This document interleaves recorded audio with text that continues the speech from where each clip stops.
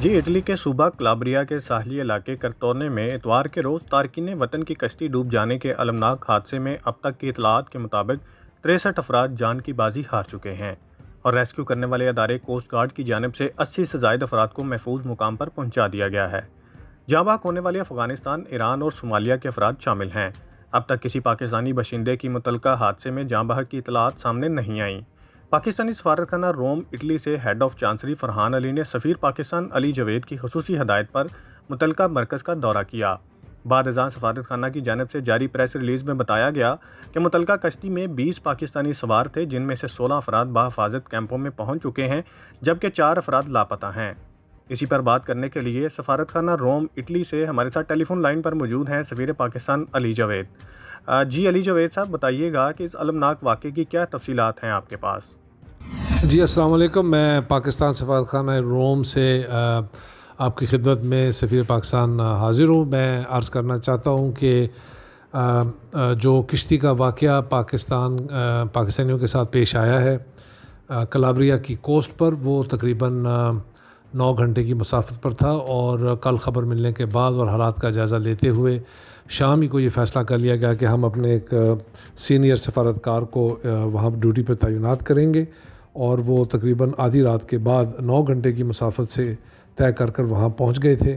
آج صبح انہوں نے اہم ملاقاتیں کیں، اور وزارت خارجہ اور وزارت داخلہ اٹلی کے تعاون سے اور ان کی سیکورٹی کے اداروں کے تعاون سے ہمارے سفارتکار کو کونسل ایکسس دی گئی، اور اس کے بعد انہوں نے اس میڈیکل کیمپ میں جا کر ان پاکستانیوں سے ملاقات کی جن کو بحفاظت سمندر سے نکال لیا گیا تھا۔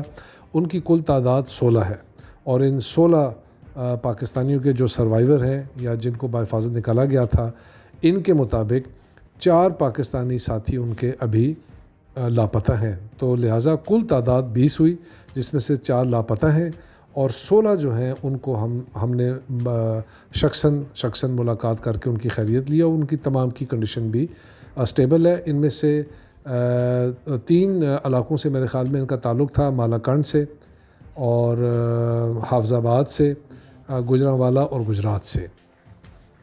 اور اس کے علاوہ ہمارے جو آفیسر ہیں ان کو احکامات دیے گئے ہیں کہ وہ وہیں پر آج کی رات ٹھہریں، تاکہ ہم یہ امید کرتے ہیں کہ کل تک انشاءاللہ جو 4 لاپتہ پاکستانی ہیں ان کے حوالے سے ہمیں کوئی معلومات مل جائے گی، اور جب وہ ملے گی تو وہ ہم آپ سے شیئر کر لیں گے۔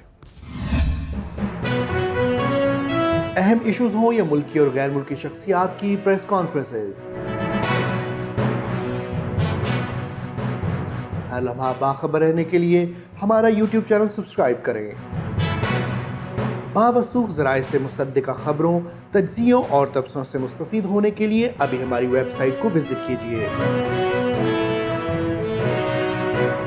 اس کے ساتھ ساتھ آپ ہمیں فیس بک پر لائک اور فالو بھی کر سکتے ہیں۔ اس کے علاوہ ہر ٹائم اوورسیز پاکستانیوں کے حالات اور مسائل کے حل کو جاننے کے لیے ہماری ایپ بھی ڈاؤن لوڈ کر سکتے ہیں۔ ہم کر رہے ہیں آپ کو ہر لمحہ باخبر، کیونکہ ہے 39 نیوز پر آپ کا اعتبار۔